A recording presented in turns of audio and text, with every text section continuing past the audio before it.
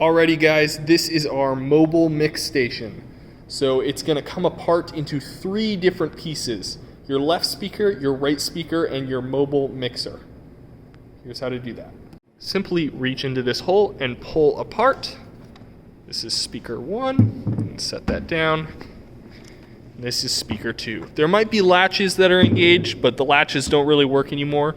So you should be able to just pull it off, but if you do need to mess with the latches, there's 4 of them and they're on each side of the mobile mixer. Alrighty, so what's going on inside? So we've got 2 speaker stands, some cables, and a couple compartments, and we'll all go through that.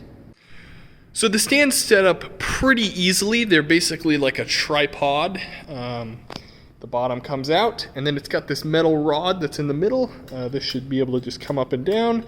And then you're just gonna put this stake key, which can go in and out of any of these holes. And so you'll just wanna set it up to whatever hole you think is appropriate, and that you can match on either side, because there are 2 of these. So once you get that set up, you should have your speaker stands ready. Your next part is speaker placement. Both of these speakers are identical, so it does not matter which one goes on what side. It will matter how you plug them in, but that comes later. These speakers are going to be stood up on those stands that we just set up. You do that is by placing the stand inside of the smaller hole. See how there's 2 holes there? It's going to go in that smaller one, and you'll just stand it up right side up on the pole. Now that we've got it set up, you can do the other side, and just once again, I'm showing you that's where it plugs into the speaker stand. And now we've got the whole right side of the speaker set up, and the left side will be exactly the same as the right side. Alrighty, now they're mirrored on both sides of the TV.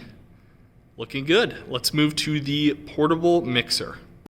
Alrighty, so we've laid the mixer on top of the stand. In this case, it's inside of the lid. And we're ready to get to work. We need to plug in the portable mixer with the 2 speakers that we just set up. So how we're gonna do that is we're gonna find these black and red cables in the bin, and they should just be on the floor. If they're not, they're gonna be in one of these compartments. You can just simply look by pulling on the latch tab like this. But right now, they're just in this main area here. So you'll just grab each one and you'll lay it out. So with the speaker cables that you just laid out, we're simply gonna go to the left speaker first. And this does not matter in order. Just doing this for convenience. I'm gonna take that 1/4" cable end. You're gonna go to the front of the speaker, and you're gonna plug it in into the input right here. And that's how you do it. And you're just gonna mirror what you just did there on the other side with the right cable speaker. Alrighty, now we've got our speaker cables running off to the left and the right speaker. Let's just confirm that those are plugged in correctly. So if they're not plugged in at all, or if they are already plugged in and you wanna check to make sure it's working correctly, they should be plugged into these ports down here.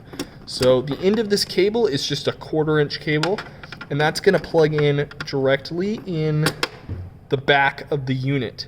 And it should be plugged in on the side of what speaker it's going to. So in this case, we've got the left input, and that left input is going to that left speaker. Alrighty, now we want to power the unit, turn it on. This is going to require a IEC cable. What is an IEC cable?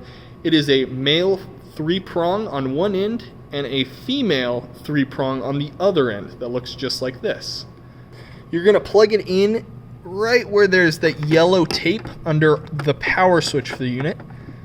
It's gonna go in there. Might have it upside down. There we go. And it's plugged in. And now you're gonna take that male side, the 3-prong, and you're gonna plug it into your power source. In this case, it's the splitter on the media unit. Alrighty, now it's go time. Let's turn this unit on. Just like I mentioned, the power button is right above that power cable. So just a little switch here. I'm gonna turn it on. And it's gonna make a very loud buzzing noise at first from this unit, not the speakers. That will turn off after a while.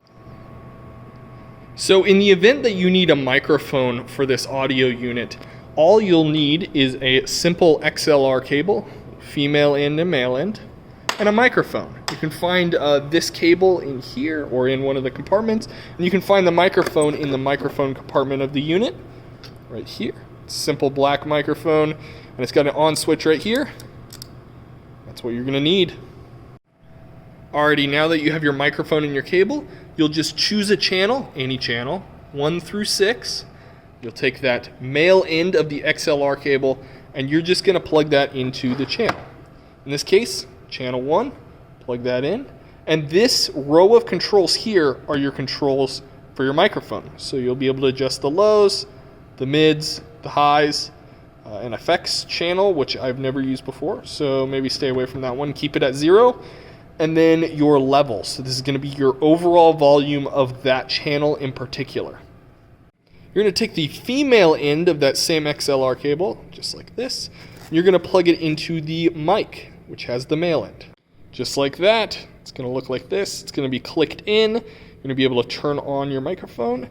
And testing 1, 2, 3. Looks like it works. Lastly, the controls on this unit. The controls are pretty simple. This is your left-right balance. I recommend keeping this in the middle. This is your EQ for the entire unit. This will help you modify frequencies if you're having feedback issues, but if you're not an audio technician, probably just leave this how this is. And if it's kind of all messy in the when you take the unit out, just match it to this video. Should be pretty good. This right here is our master volume.